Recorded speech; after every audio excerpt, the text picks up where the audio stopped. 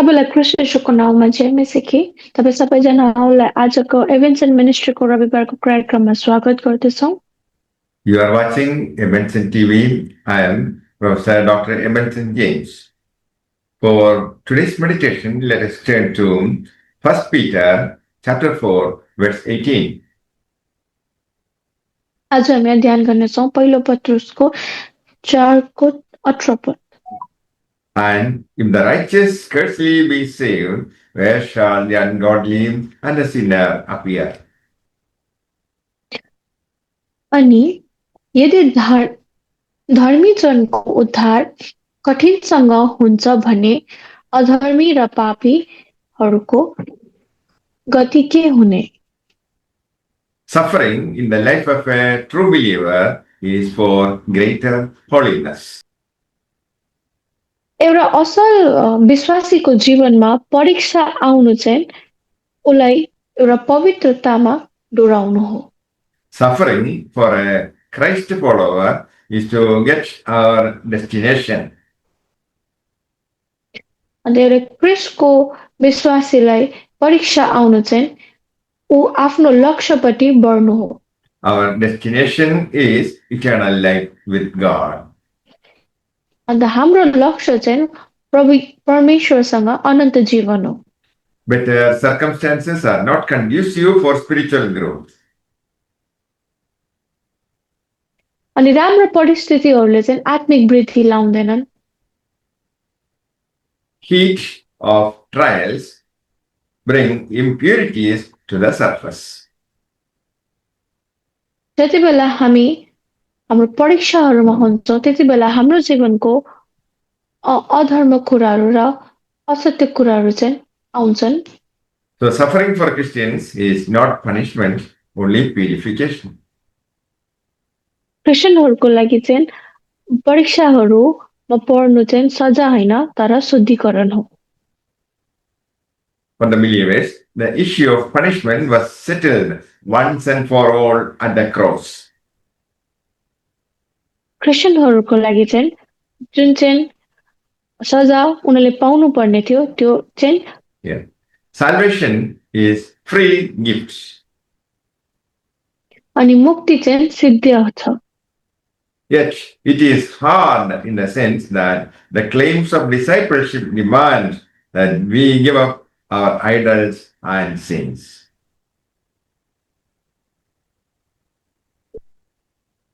तर उहाँलाई पछाउनु र उहाँको चेला हुनु चाहिँ हामीले सबैजनाले एउटा मूल्य चुकाउनु पर्छ। अनि त्यो चाहिँ हाम्रो मूर्तिहरूलाई फेक्ने र हाम्रो पापहरूबाट चाहिँ फर्किने। Real discipleship is a hard thing, so the righteous are saved scarcely.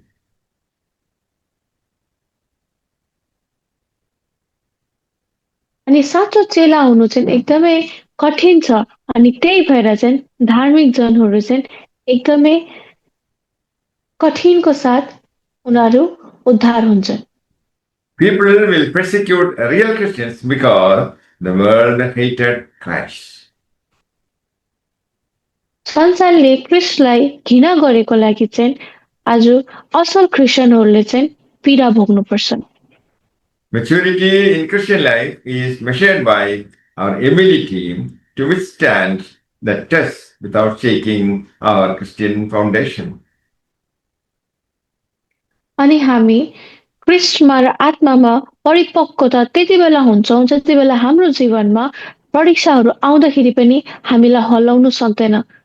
Suffering gives an opportunity for participation in the sufferings of Christ.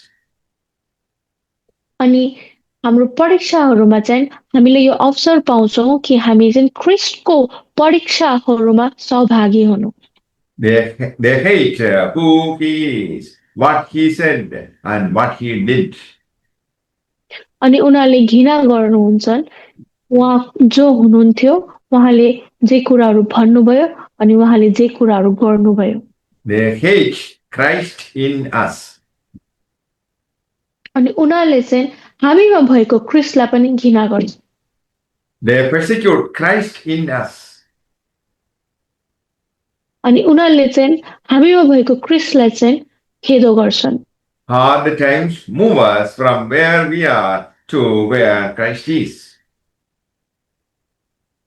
अनि कठिन परिस्थितिहरूले चाहिँ आज हामीलाई त्यो जग्गामा लोग्छन् जहाँ चाहिँ ख्रिस्ट हुनुहुन्छ। If the worldly people threaten you because of faith, don't do anything to dishonor the name of the Lord. अगर तपाईँलाई संसारिक मान्छेहरूले चाहिँ तपाईँलाई घृणा गर्छन् तपाईँको विश्वासको लागि, तपाईँले त्यस्तो कुनै काम नगर्नुहोस् जसले चाहिँ परमेश्वरलाई अनादर हुन्छन्। Instead, praise the Lord that you are counted worthy to suffer for his name. त्यसको बदली तपाईँ परमेश्वरलाई धन्यवाद दिनुहोस् कि तपाईँ परमेश्वरसँग उहाँको कष्टमा सहभागी हुनुभयो भनेर। By the blood of Jesus, word of God, and Holy Spirit, we can overcome sin, world, and Satan.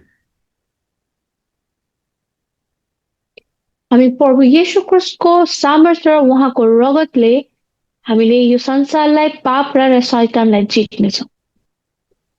Bible says we suffer for a short time and then we enter the glory of God.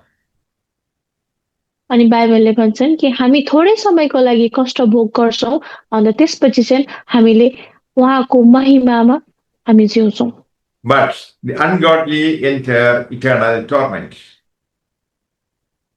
अधर्मीहरू चाहिँ अनन्तको दुःख र कष्टहरूमा पर्नेछन्। They take God's patience for granted. अनि उनीहरूले चाहिँ परमेश्वरको अनुग्रहलाई एकदमै खेलाञ्ची लिन्छन्। Bible warns the day is coming when God's patience will run out.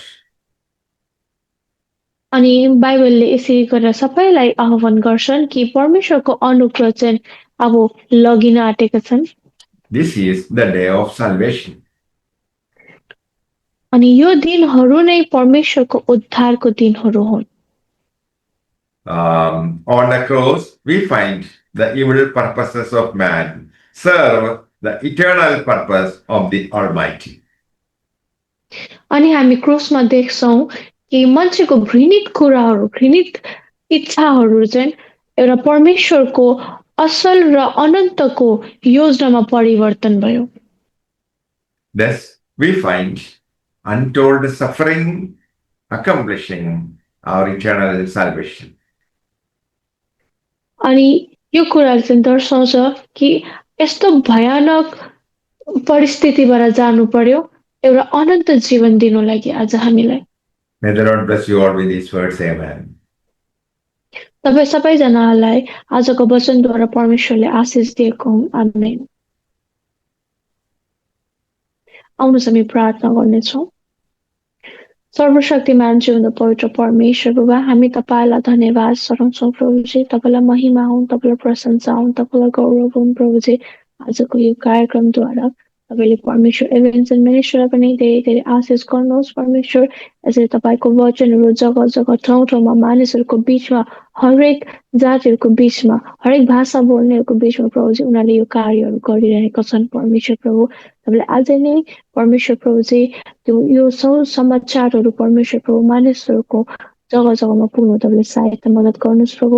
हामी प्रार्थना गर्छौँ परमेश्वरको जतिजनाले यो वचनहरू सुनिरहेका छन् प्रभु, तपाईँ उनीहरूलाई धेरै धेरै आशिष गर्नुहुन्छ प्रभु। आज उनीहरूलाई परमेश्वर प्रभुजी यो मेसेजहरूको परमेश्वर प्रभु, आज यो जति पनि उर्थाहरू परमेश्वर प्रभु आज हामीले भनिरहेका छौँ प्रभु, उनीहरूले त्यो बुझ्ने तपाईँले सहायता मद्दत गर्नुहुनेछ प्रभु। तपाईँ उहाँहरूसँग रहनुहुनेछ प्रभुजी। तपाईँले परमेश्वर विजय दिनुहुनेछ प्रभु। हरेक परिस्थितिहरूबाट तपाईँले परमेश्वर उनीहरूलाई विजय दिनुहुनेछ प्रभु। तपाईँलाई धन्यवाद चढाउँछौँ। यो बिन्ती प्रार्थना प्रभु तपाईँको चरणमा राखी माग्छौँ एकमात्र जीवित पवित्र परमेश्वर प्रभु येशू ख्रिस्टको नाममा। आमेन। The love of the Father, the grace of Jesus Christ, and the presence of the Holy Spirit be with you all forever. Amen.